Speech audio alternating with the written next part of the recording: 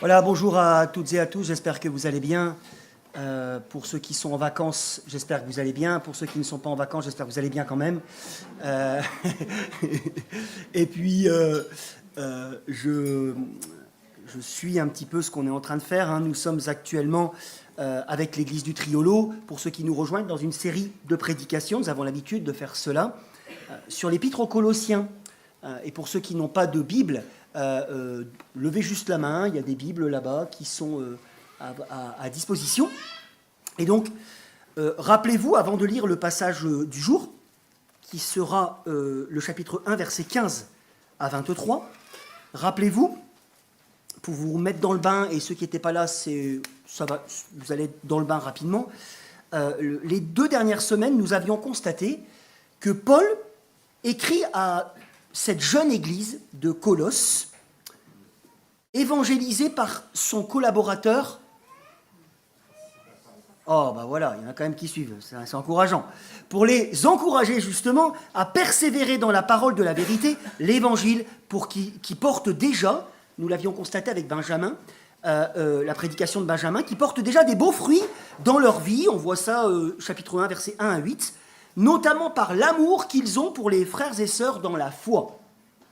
Et pour continuer sur leur lancée, nous avions relevé la semaine dernière que l'apôtre les enjoint d'être remplis de la connaissance de la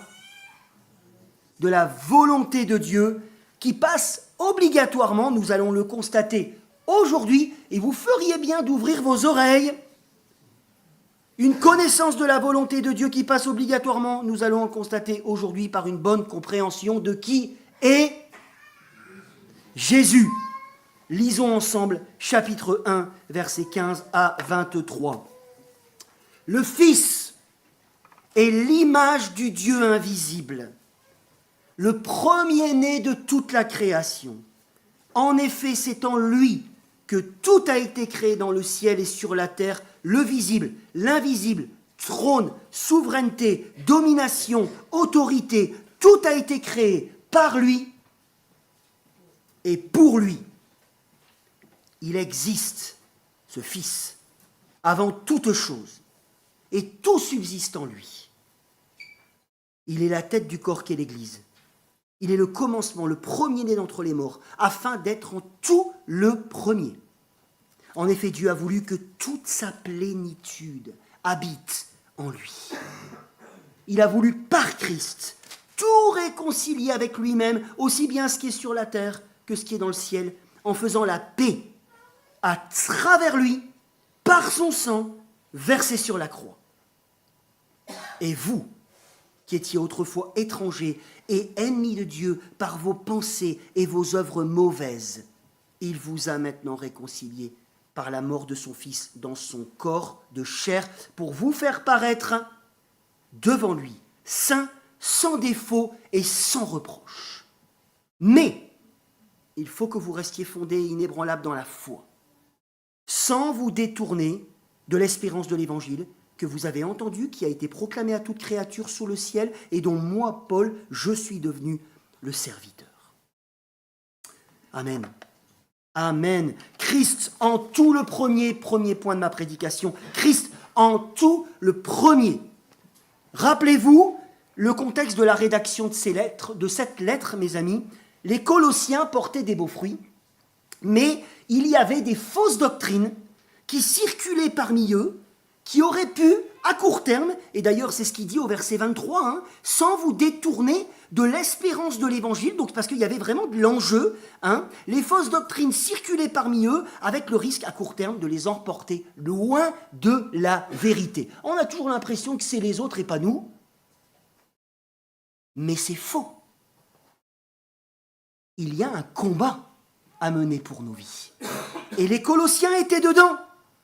Et pour ne pas se laisser avoir, rappelez-vous, c'était leurs enjeux, à eux, par le prégnosticisme qui commençait à germer à l'époque, avec ces adeptes qui enseignaient, entre autres, une connaissance divine par je ne sais quelle initiation, rite, pratique ascétique, on sent ça dans cet épître aux Colossiens, mystique, avec des visions particulières, pour ne pas être emportés par ces fausses doctrines, pour ne pas se laisser avoir aussi par certains judaïsants. On trouve ça aussi dans cette lettre, qui disait aux Colossiens qu'il fallait quand même, en tant que chrétien, respecter scrupuleusement la Torah, la loi de Moïse, pour ne pas se laisser berner par certains qui enseignaient également l'ascétisme. On trouve ça aussi dans les Colossiens, le mépris du corps, qui était perçu par ces gens comme une haute démarche spirituelle, remplie de pseudo-humilité. Paul, pour ne pas se laisser entraîner par tout ça, Paul va introduire, à partir du verset 15, regardez dans vos Bibles et non pas ma figure, Paul va introduire à partir du verset 15 un hymne christologique des versets 15 à 20, absolument merveilleux, qu'il faut comprendre, bien évidemment, qui a une structure, écoutez bien, poétique, qu'il a composé lui-même, ou, on ne sait pas trop, qui fut un hymne liturgique des premières églises chrétiennes. Peut-être que cet hymne-là a été récité par les premiers chrétiens. C'est un hymne qui s'inspire, il y a des passages de la Genèse, il y a des passages de Proverbes, mais en tout cas, c'est un hymne à la gloire de qui? À la gloire de qui? Vous êtes là pour lui, en fait, hein? À la gloire de Jésus, élaboré en 2 étapes avec un verset charnière, le verset 17. Première strophe. Regardez, s'il vous plaît, regardez dans votre texte. Première strophe, des versets 15 à 16. Ce sont des versets qui proclament que le Fils, Christ, est au-dessus de la création. Et donc, au-dessus de toute... Oui, au-dessus de toute créature. 2 termes importants ici, regardez dans votre texte, dans le développement de la première partie de cette doxologie. Quels sont les termes importants qu'il faudrait comprendre? Image et premier-né. Image et premier-né. Premier terme, donc, à bien comprendre. Le Fils, dit-il, bien-aimé, Jésus-Christ, est l'imago, l'image du Dieu invisible. C'est le terme grec eikon qui est utilisé ici, qui a donné icône en français, et qui ne veut pas dire que Christ est un simple reflet de Dieu, mais dans la pensée grecque, être l'image exprime le fait de participer à la nature même. Le Fils, Jésus, venu sur terre, n'est pas le Père. Certes, mais il est Dieu. C'est ce qu'enseignent de nombreux versets dans le Nouveau Testament, de nombreuses confessions de foi, n'est-ce pas? Et rappelons-nous que Jésus dira d'ailleurs à Philippe, Jean chapitre 14, « Celui qui m'a vu a vu le... » Ah! Celui qui m'a vu a vu le Père.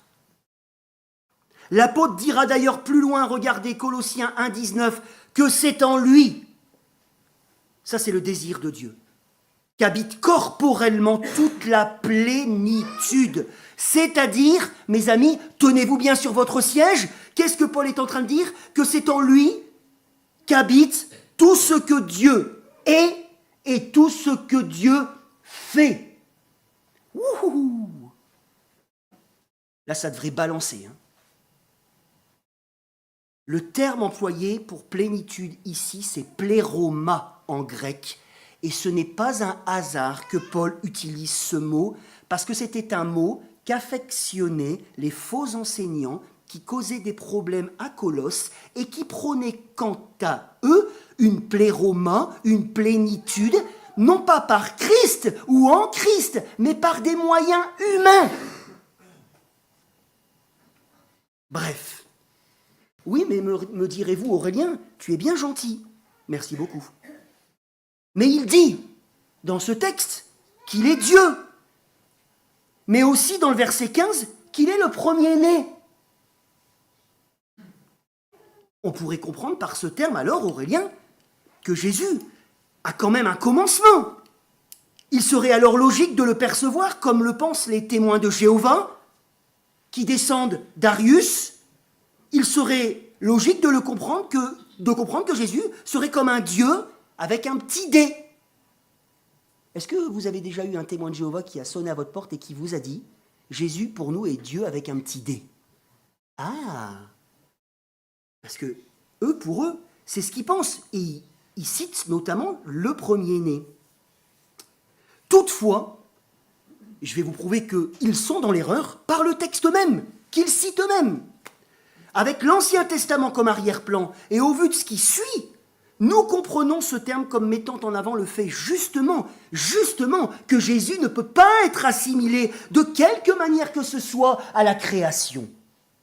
Dans le psaume 89, versets 27 et 28, Dieu dit de David qu'il fera de lui son premier-né. C'est-à-dire, dans le contexte, le plus haut placé des rois de la terre. C'est cette notion de haut rang qu'il faut lire ici lorsqu'on lit premier-né, qui n'exprime donc pas du tout une priorité chronologique que Jésus serait le premier de toutes les créatures, absolument pas, mais que Jésus est le plus haut placé, voilà ce que ça veut dire premier-né, Jésus est le plus haut placé par rapport, quant à lui, à la création. Il est l'image de Dieu et non pas simplement comme David, qui était le type de Jésus par rapport à d'autres souverains humains. Non, Jésus c'est par rapport à tout. Pourquoi ? Parce qu'il est l'image de Dieu. Parce qu'il est Dieu. Et regardez, le verset 16 appuiera ce constat, et ça c'est vraiment extrêmement puissant. Paul dira que tout a été créé en lui. C'est-à-dire, comme Henri Blocher le dit, en lui, tout allait aboutir. C'est en lui que tout va aboutir. Il lui attribue aussi la création. C'est par lui, en lui, par lui, et le but, pour lui. La finalité de toute chose sera pour la gloire de Jésus. En lui, par lui, pour lui. Alors je ne pense pas avec ce verset 16 que Paul perçoit Jésus comme un Dieu avec un petit dé. Je ne le pense pas, n'est-ce pas ? Et d'ailleurs, dans l'Épître à Tite, il dira que Jésus est notre grand Dieu.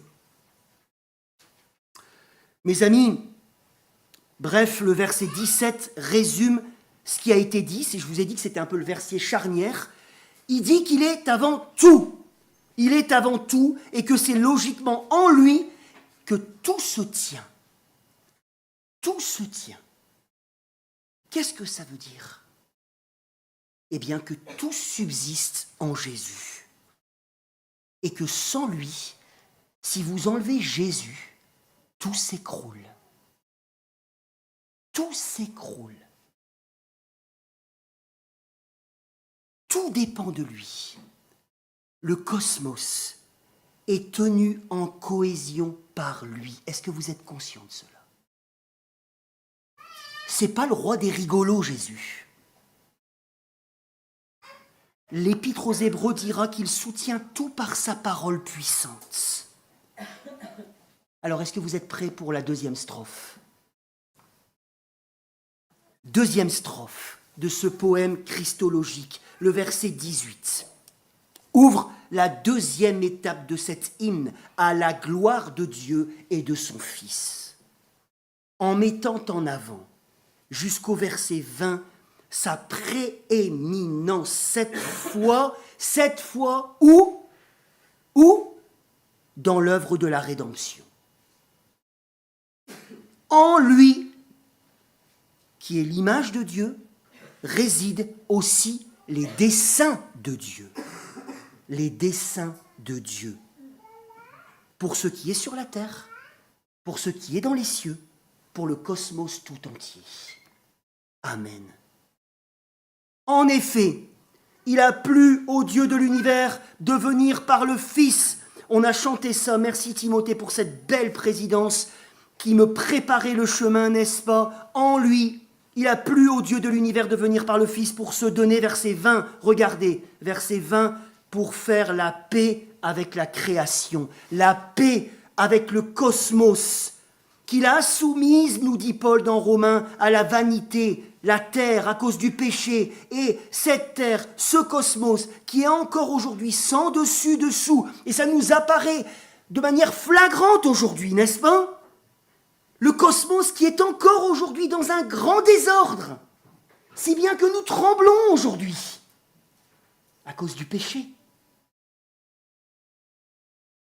Il lui a plu également par amour, versets 21 et 22, regardez, le cosmos, verset 20, mais aussi il lui a plu par amour de donner un moyen de réconciliation puissant aux hommes, total et immédiat. Il le dit, maintenant vous êtes ceci, vous êtes cela en Jésus, aux hommes rebelles, aux hommes perdus.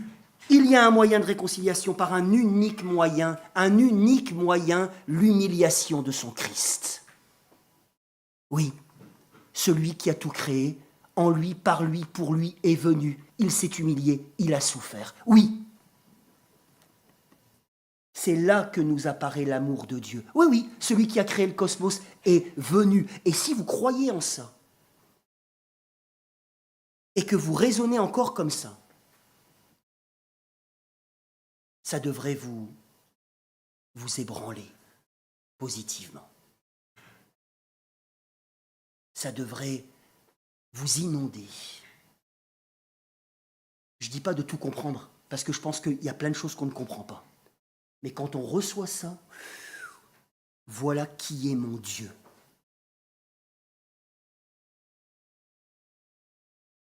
Une humiliation de Jésus volontaire qui est en continuité, dit Lade, avec son existence antérieure d'être céleste. Le Fils a accepté de s'incarner pour venir dans notre misère, afin que son sang coule, il le dit, sang et chair, relatif à l'humanité de Jésus.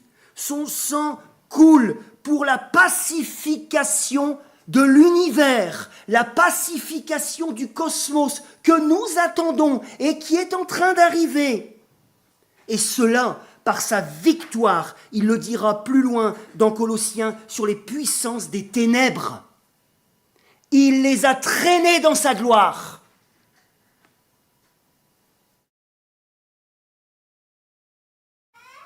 Désirant aussi que son corps soit brisé ici pour nos fautes, verset 22, et notre réconciliation avec Dieu pour toujours. Il n'y a rien de plus précieux que Jésus. Il n'y a rien d'autre à attendre. C'est donc à la croix, mes amis. À la croix, regardez bien cette croix. Ne me regardez pas, j'y peux rien du tout. Regardez la croix. C'est à la croix que sa gloire divine, dans cette deuxième strophe, nous apparaît puissamment. C'est là que nous apparaît la gloire du Christ. Et c'est par ce moyen qu'il est aussi Jésus, après avoir été créateur du cosmos. C'est par le moyen de la croix qu'il est à l'origine aussi d'une nouvelle création. Et si vous êtes en Christ, vous êtes dans cette nouvelle création dont la résurrection, nous dit Paul dans notre passage, est l'annonce prophétique. Que dit-il ? Pour ceux qui suivent ? Que dit-il au début de cette deuxième strophe ? Il dit qu'il est le premier d'entre les morts. Est-ce que vous comprenez ce que cela veut dire ? Il est le premier d'entre les morts. Mais mes amis, il n'est pas le premier Jésus ressuscité dans les Écritures. Dans l'Ancien Testament, il y a des gens qui ont été ressuscités, par Élie notamment. On a Lazare qui a été ressuscité. Pourquoi dit-il qu'il est le premier d'entre les morts alors ? Vous êtes attentif ou vous êtes paumé ?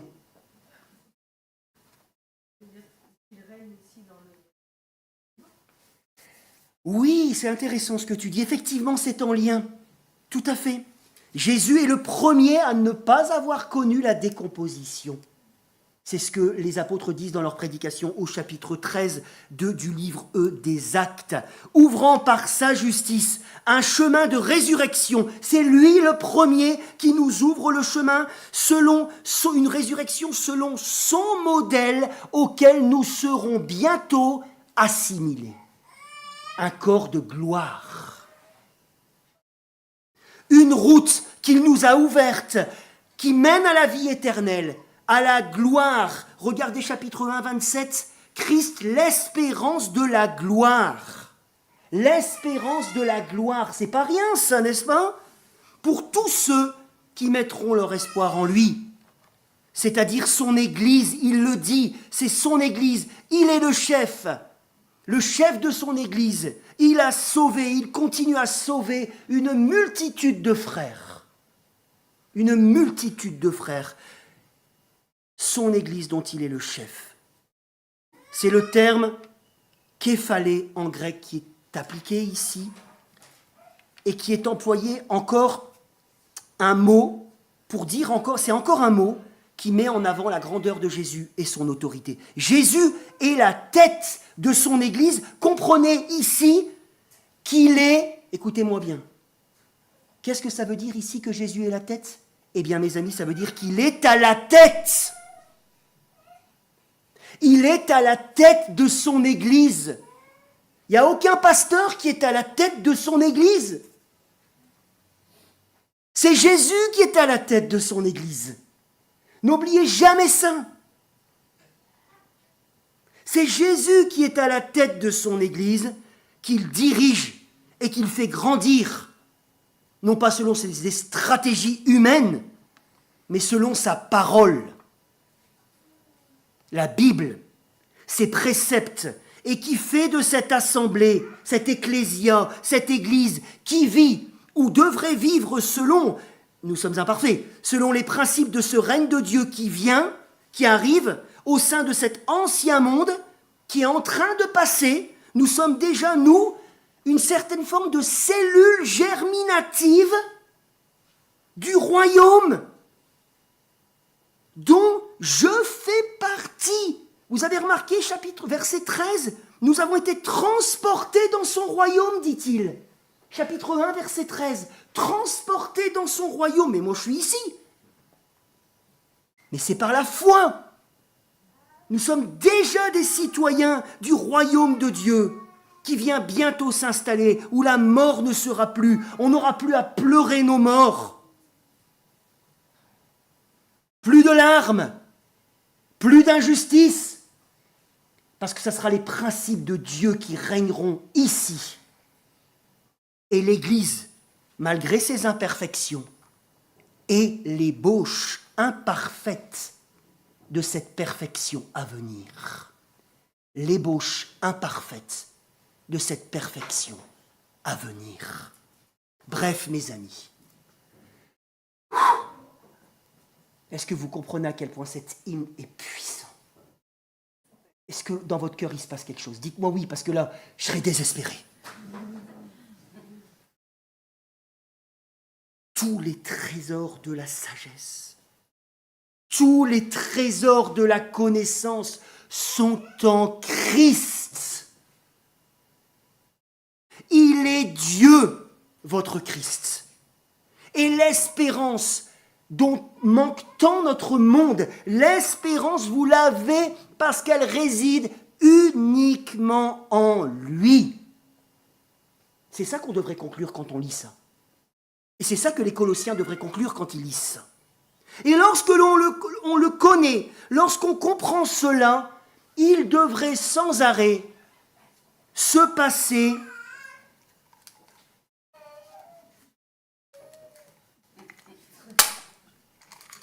une arnaque. J'avais prévu des cotillons, mais ça va le faire, hein. Est-ce que... Oui! C'est ça qui devrait se passer dans nos cœurs ce matin. Enfin, pas ça. Du coup, une illustration que je n'ai pas voulu. Mais c'est les cotillons dans notre cœur parce que nous sommes les plus riches du monde. Nous connaissons Jésus.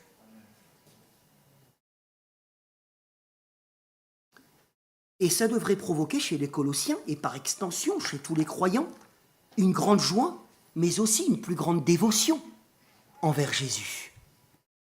C'est le centre de nos vies. Il n'y a rien de plus important que lui. En fait, il n'y a pas que la joie. La joie, c'est bien, mais ça devrait provoquer une plus grande dévotion au quotidien. C'est lui le roi. Et il est clair aussi que les Colossiens, en avançant dans cette connaissance merveilleuse, ne devraient pas logiquement se laisser emporter loin de cette espérance qui est parfaite. C'est pour ça qu'il donne cette hymne tout de suite, avant de leur dire attention à ça, à ça, à ça, à ça, parce qu'en comprenant cela, ils ne devraient pas se laisser emporter loin de cette espérance qui est parfaite, parfaite, en cédant à des idées humaines imparfaites et sans consistance, vide, comme le fait, dans leur contexte, de croire que c'est ce que les faux enseignants disaient, que la matière est mauvaise, le corps est mauvais, et qu'il ne faudrait rechercher pour vivre pour Dieu que des choses de l'esprit, quelque chose un peu mystique, comme ça, pour se libérer.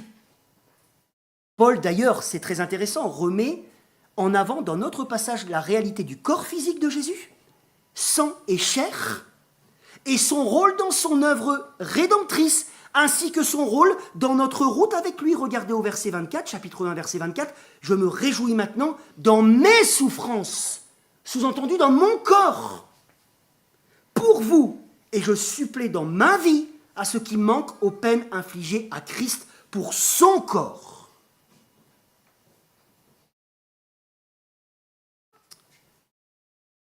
La bonne compréhension de l'Évangile rend également absurde les croyances que d'autres puissances, comme certains disaient aux Colossiens, que d'autres puissances contribuent à conduire les gens à Dieu, ou absurde le fait que par des pratiques méritoires comme l'ascétisme, on aurait un accès à Dieu. Non, nous avons tout en.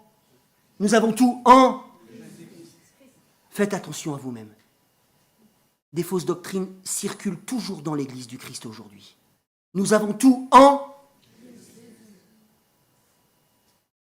Notre foi en Jésus rend ce genre de choses humaines, comme nous lirons, illogiques, ridicules, et céder à ce genre de discours trompeur révèle en fait, mes amis, que je n'ai pas bien compris qui est Jésus et ce qu'il a fait pour chacun.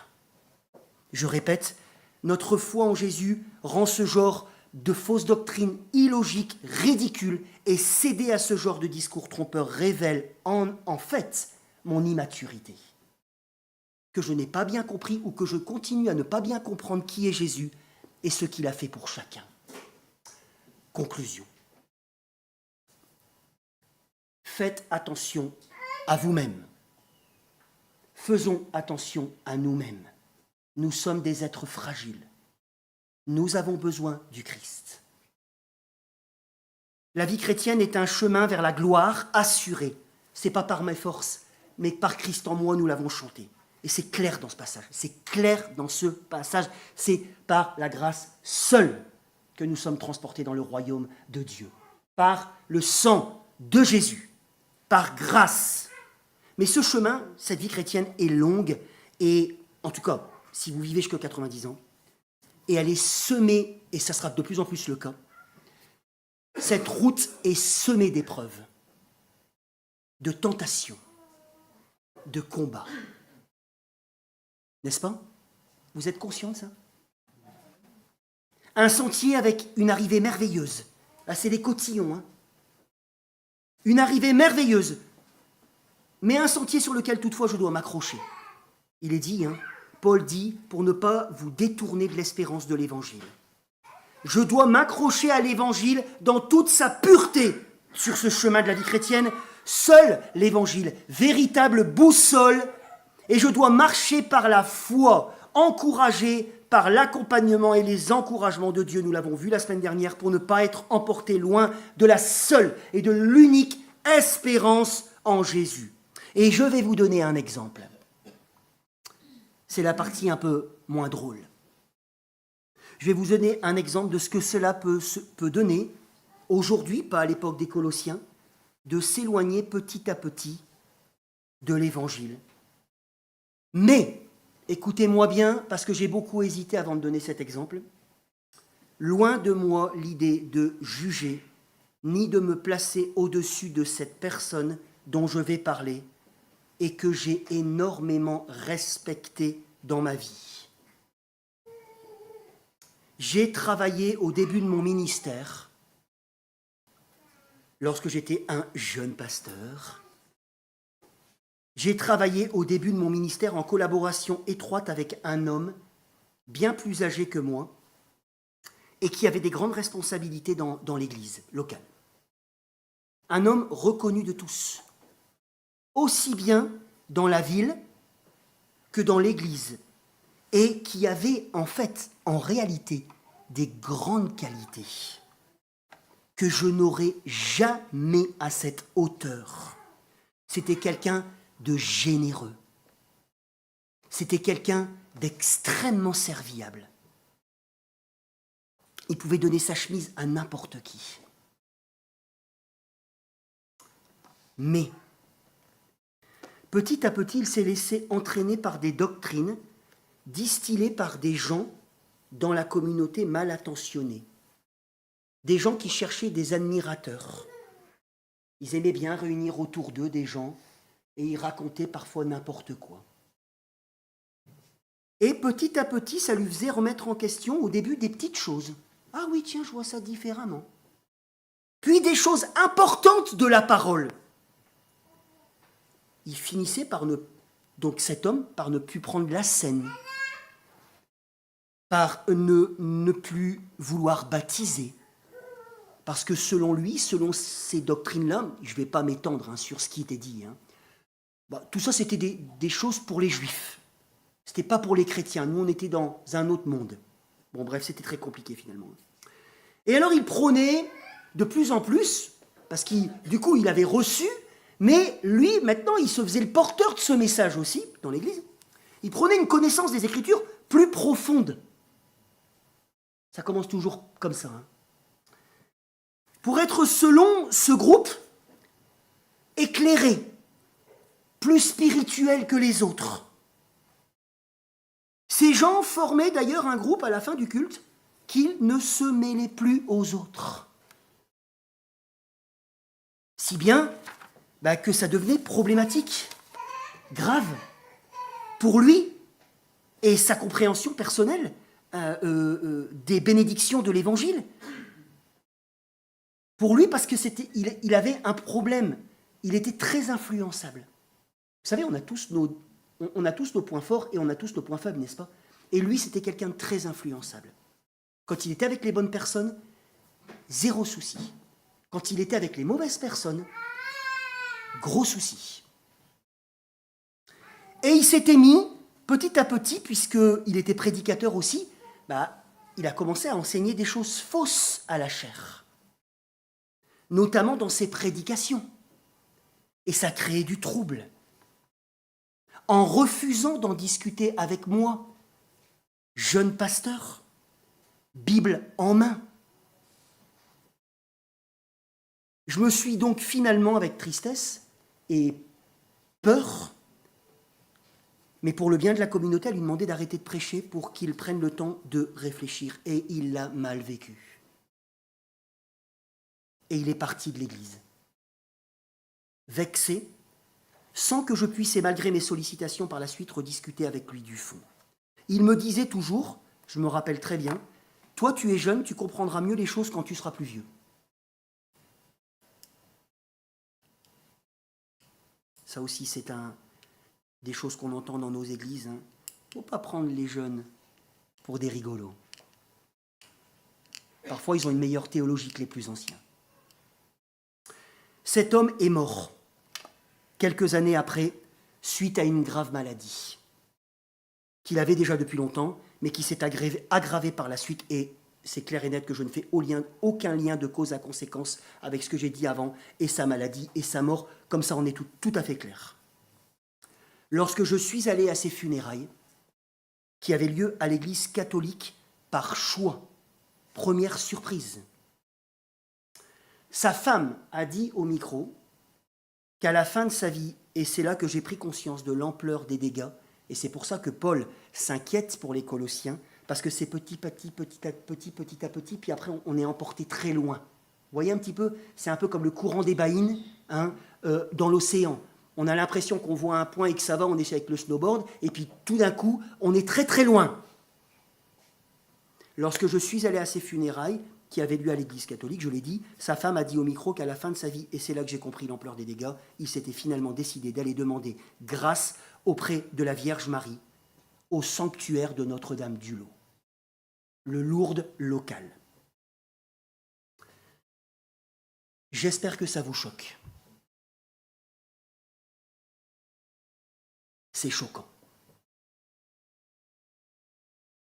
Des exemples de grave éloignement du bon dépôt de la foi, je vous assure, mes amis, que je peux vous en donner beaucoup. Après 15 années de pastorat, je peux vous en donner beaucoup. J'ai même hésité. En fait, j'avais moult exemples. Je me suis dit, lequel je vais prendre? C'est pour vous dire. Causés souvent par des pensées, des enseignements qui, en fait, nous complaisent dans la satisfaction personnelle. C'est l'ego. Soyez toutefois assurés que je ne le juge pas. J'ai aimé cet homme et que je ne me place pas au-dessus de lui en donnant cet exemple, mais que ce soit un avertissement, parce que ça l'est pour ma vie, que ce soit un avertissement pour chacun d'entre nous. Puisque nous sommes tous si facilement cernés par le péché, de tous côtés, afin que nous puissions passer du temps par amour et reconnaissance à méditer et bien comprendre l'Évangile, pour nous en réjouir tous les jours, davantage, toujours plus en profondeur, dans sa simplicité et sa pureté. Des cotillons tous les jours dans votre cœur, en Jésus. C'est ce que je vous souhaite, pour ne pas être entraîné. Et vous savez, on est souvent entraîné quand on est fragile. On est souvent entraîné ou on rencontre souvent des mauvaises personnes lorsqu'on vit un temps d'épreuve, lorsque nous ne sommes pas bien. Le diable fait ça. Lorsqu'on n'est pas bien, on est plus fragile. Et c'est là où il faut faire attention, entre autres. Ne pas nous laisser entraîner par toutes sortes de doctrines qui flattent toujours notre ego en nous donnant des faux espoirs. Devenons plutôt des adultes dans la foi. Tous, des adultes dans la foi, portés en tout temps par l'espérance de la bonne nouvelle, porteurs de ce message extraordinaire de Jésus-Christ, notre seul trésor, le premier en tout et pour tout.